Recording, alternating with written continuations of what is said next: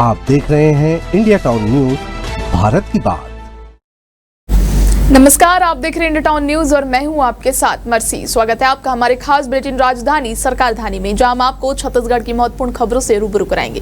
Bulletin की शुरुआत करने से पहले एक नजर आज की हेडलाइंस पर।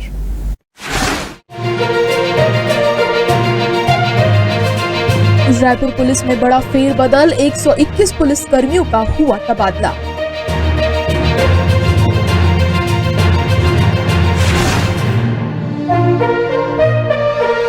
छत्तीसगढ़ के श्रम मंत्री लखनलाल देवांगन ने श्रमिकों के लिए किया बड़ा ऐलान, मिलेगी 40 करोड़ की आर्थिक सहायता। सीएम साय का बड़ा बयान, कहा चाहे कोई भी दोषी हो बख्शा नहीं जाएगा, सीबीआई कर रही महादेव सट्टा ऐप पर कार्रवाई।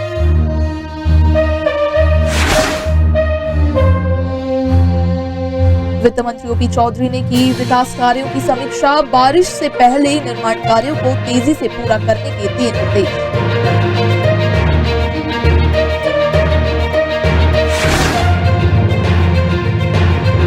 रायपुर में अवैध पार्किंग, नशाखोरी, कचरा डंपिंग की शिकायतें अनसुनी, विरोध बढ़ता जा रहा, कार्रवाई अब तक बेनतीजा।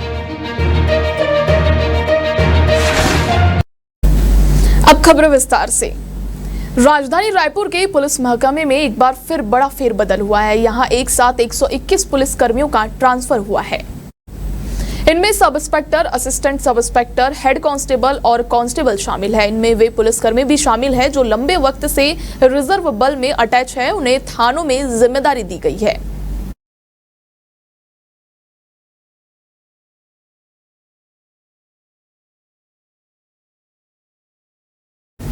छत्तीसगढ़ के श्रम मंत्री लखनलाल देवांगन 86,462 श्रमिकों को बड़ी सौगात देंगे। मंत्री देवांगन ने 40 करोड़ 48 लाख रुपए की आर्थिक सहायता राशि अंतरित करेंगे। यह राशि श्रमिकों के बैंक खातों में सीधे डीबीटी के माध्यम से भेजी जाएगी। आपको बता दें कि श्रम मंत्री लखनलाल देवांगन नवा रायपुर स्थित बीओसी भवन में बोर्ड की बैठक करेंगे। इसके बाद श्रमिकों को आर्थिक सहायता राशि अंतरित करने की प्रक्रिया शुरू होगी।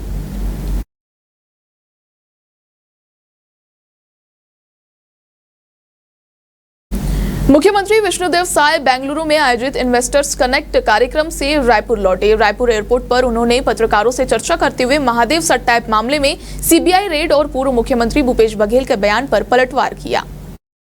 सीएम साय ने कहा कि भूपेश बघेल के पास दूसरा बोलने के लिए कोई रास्ता नहीं है। सीबीआई के द्वारा महादेव सट्टा ऐप पर यह जांच जो हो रही है, सबको मालूम है कि किस तरह से हमारे छत्तीसगढ़ के युवाओं को सट्टे की लत लगा दी गई है। अब मामले में जांच सीबीआई कर रही है। इसके साथ ही सीएम साय ने भूपेश बघेल के बयान को लेकर कहा कि उनके पास बोलने के लिए कुछ नहीं है तो कुछ भी बोलते हैं। इनमें चाहे तो कोई भी हो, दोषीदार बख्शे नहीं जाएंगे, जिसमें भाजपा और कांग्रेस के करीबी होने का कोई सवाल नहीं है। जो भी लिंक पूरे प्रकरण से जुड़ा होगा उन सभी पर कार्रवाई होगी।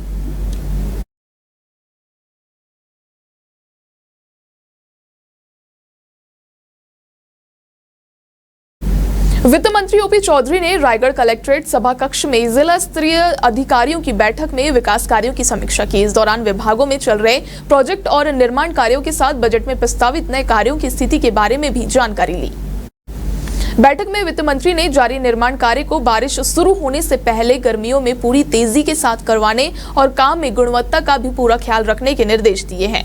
वित्त मंत्री चौधरी ने अधिकारियों से कहा कि गुड गवर्नेंस स्थापित करना है। इसके लिए सभी फील्ड में अपनी जिम्मेदारियों का कुशलता के साथ निर्वहन करें, पॉजिटिव रिजल्ट देने के लिए काम करें। समीक्षा बैठक में महापौर जी वर्धन चौहान, कलेक्टर कार्तिकेय गोयल, पुलिस अधीक्षक दिव्यांग पटेल उपस्थित थे।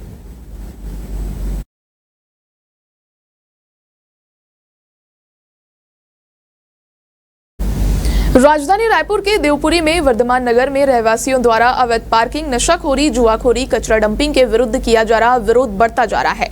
समस्या से परेशान यहां के रहवासी विरोध कर रहे हैं, शिकायत भी कर रहे हैं, लेकिन समाधान करने वाले मामले देखकर भी अनदेखा कर रहे हैं। अब तक कार्रवाई पूरी तरीके से बेनतीजा रही है। जिम्मेदार अधिकारी आपस में पत्राचार कर एक दूसरे के ऊपर मामला डालते नजर आ रहे हैं। बता दें कि 5 जनवरी को इसी मामले को लेकर सोसाइटी के अध्यक्ष विवेकानंद भट्टाचार्य और अवैध तरीके से गाड़ी पार्क करने वाले योगेश सैनी के बीच बातों ही बातों में मारपीट भी हो गई थी, जिसके बाद मामला थाने पहुंच गया था।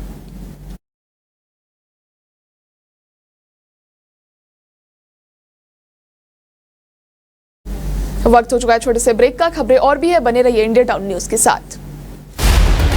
अब खबर आपकी उंगलियों पर,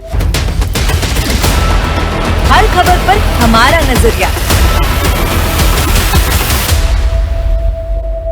इंडिया टाउन न्यूज, भारत की बात। ब्रेक के बाद आप सभी का स्वागत है। बढ़ते हैं अगली खबर की ओर। निजी स्कूलों की मनमानी फीस वसूली को लेकर 1 साल पहले ही बाल संरक्षण आयोग ने भी सख्त रुख अपनाया था। निजी स्कूलों की फीस की जानकारी सार्वजनिक करने को कहा गया था, यानी स्कूलों के बाहर 4 गुना 8 फीट का बोर्ड लगाकर तय की गई फीस की जानकारी सार्वजनिक करनी होगी। साथ ही इसे स्कूल की वेबसाइट पर भी की जानकारी दिखानी होगी। इसके साथ ही आयोग ने आदेश जारी कर सभी कलेक्टरों को पत्र लिखकर कहा था कि निजी स्कूलों की फीस की जानकारी सार्वजनिक होनी चाहिए, लेकिन इस आदेश का भी पालन नहीं हो रहा है। अफसर भी निजी स्कूलों की नियमित मॉनिटरिंग नहीं कर रहे हैं। यही वजह है हर साल निजी स्कूल मनमाने ढंग से अभिभावकों को लूटने की कोई कसर नहीं छोड़ रहे हैं। यहाँ ना तो फीस संरचना पारदर्शी हो सकती है और ना ही कमेटी के पास अनुमति लेने की व्यवस्था काम कर रही है। सिर्फ शासन प्रशासन व्यवस्था बनाकर भूल गए हैं। इतना ही नहीं, स्कूल शिक्षा विभाग द्वारा पोर्टल में निजी स्कूलों से विभिन्न मद से फीस ली जा रही है। संरचना को अपलोड करना था, यह कार्य भी नहीं हो पा रहा है।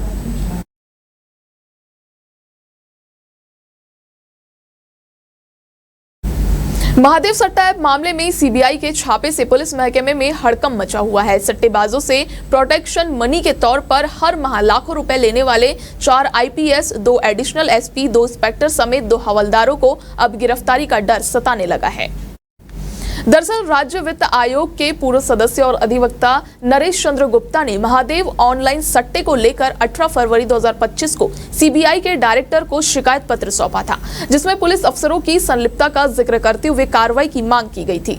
इसमें आरोपितों ने बताया था कि 4 प्रभावशाली आईपीएस समेत अन्य अधिकारियों के संगठित सिंडिकेट ने राजनेताओं के साथ मिली भगत कर ऑनलाइन सट्टेबाजी से खेल को बढ़ावा देने के एवज में हर महीने लाखों रुपए लिए हैं। सट्टेबाजी के पैसे आतंकवाद और नर्को फंडिंग से जुड़े होने की भी संभावनाएं जताई है।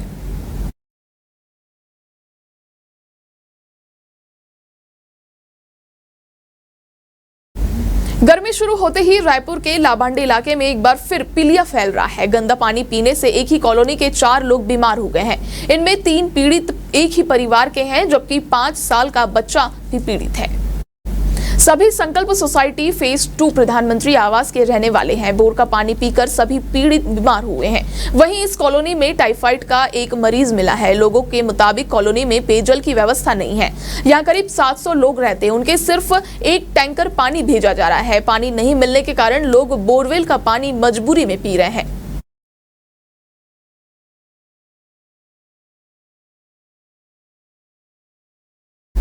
देश की सिलिकॉन वैली के रूप में प्रसिद्ध बेंगलुरु की कई बड़ी टेक कंपनियों ने छत्तीसगढ़ में निवेश को लेकर रुचि दिखाई है। छत्तीसगढ़ के मुख्यमंत्री श्री विष्णुदेव साय ने बेंगलुरु में आयोजित इन्वेस्टर कनेक्ट मीट में देश के शीर्ष उद्योगपतियों और बिजनेस लीडर्स से संवाद कर राज्य में निवेश की संभावनाओं पर चर्चा की।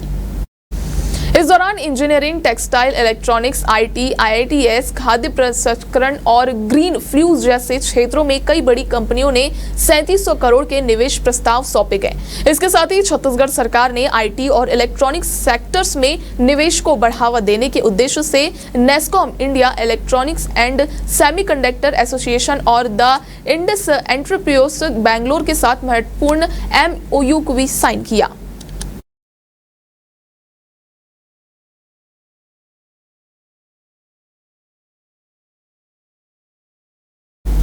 पूर्व सीएम भूपेश बघेल के भिलाई निवास पर सीबीआई की रेड की कार्रवाई खत्म होने के बाद भूपेश बघेल ने कार्यकर्ताओं को संबोधित करते हुए कहा कि भाजपा के लोग हम पर प्रोटेक्शन मनी का आरोप लगा रहे हैं, जबकि हमने अपने कार्यकाल में सबसे अधिक 74 एफआईआर दर्ज करवाई। उन्होंने कहा कि 30 तारीख को पीएम नरेंद्र मोदी आने वाले हैं। इसके उनके भाषण का कंटेंट बताने के लिए कार्रवाई कर रहे हैं। मेरे घर में कुछ नहीं मिला तो सीबीआई के अधिकारी मेरी 3 मोबाइल ले गए। उनसे पूछे कि सौरभ चंद्राकर से क्या संबंध है, जबकि कभी सौरभ चंद्राकर का फोटो रमेश बैस के साथ मिलता है, असीम दास की फोटो प्रेम प्रकाश पांडे के साथ मिलती है। यानी महादेव ऐप के प्रमोटर उनके नजदीकी और आरोप पर हम लगा रहे हैं। इस मामले में जिन अधिकारियों ने कार्रवाई की उनके साथ ही भी सीबीआई पहुंची है। सौरभ चंद्राकर और रवि चंद्राकर प्रवचन सुन रहे थे।